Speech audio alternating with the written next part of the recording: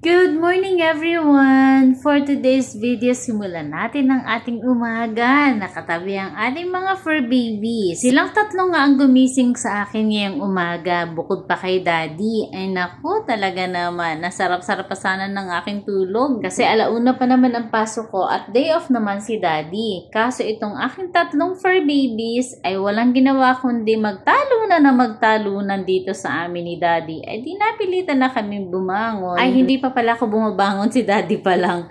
Eto, nakikipaglambingan pa nga muna sa akin itong aking apo na si Baby Sav-Sav. Habang ang kanyang mami naman ay eto medyo inaantok-antok pa. Pero itong aking Baby Sabi talaga namang punong-puno na kaagad ng energy at halik ng halik sa akin. Kung hindi pa naman gumanda ang umaga mo kapag ka ito ang nabungaran mo pagmulat ng iyong mata.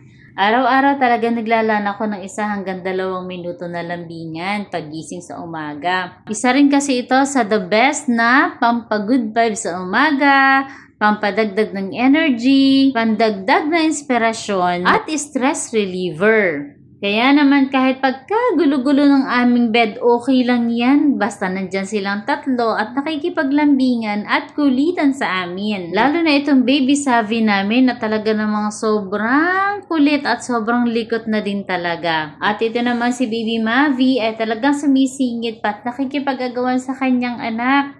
At ito na nga't bumangon na ako at aayusin ko sana yung aming bedsheet. Kaya lang itong si Baby Savi ay talagang ayaw pang umalis doon sa bed. Ito naman si Sam-Sam at si Mavi kaaga-agang nag-aaway. Ano ba ito? Lover's quarrel? Kasi naman itong si Baby Sam-Sam ay hindi na tigil-tigilan itong si Mab. Lagi na lang nakabuntot kay Mavi. Ewan ko ba kung bakit pagka ganitong in-hit si Mavi ay walang tigil talaga siya sa kakasunod kay Mavi. Ganyan din ba yung mga fur babies ninyo kapag in-hit yung babae? Ay halos talagang ayaw hiwalayan ni Sam-Sam si Mavi. Tapos halik yan siya ng halik. Walang tigil ng kakahalik. Tapos napupuyat siya sa gabi ng kakabantay kay Mavi.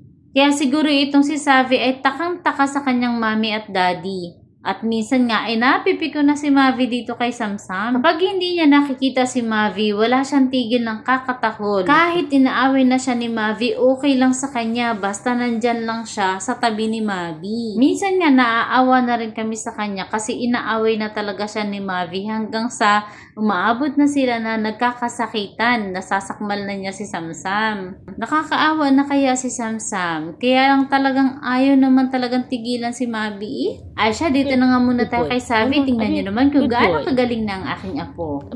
Good boy. Good boy. Good boy. Kung may mama's boy or papa's boy or mama's girl at daddy's girl, ay nako, ito namang si Savi ay lola's boy. Good boy. One more. Good boy. Here. Sabi ko nga ay ako yata ang mundo ni Savi. Tingnan nyo naman kung makatitig sa lola niya yan. Ay talaga namang ang sarap-sarap sa pakiramdam. I love you. I love you. I love you. Sam-Sam. Appear. Appear na. Appear. Appear muna sa mama. Appear. Appear. Appear na. Timmy. Appear. Good boy. One more. Appear. Appear. Appear. Appear sa mama. Appear. Oh.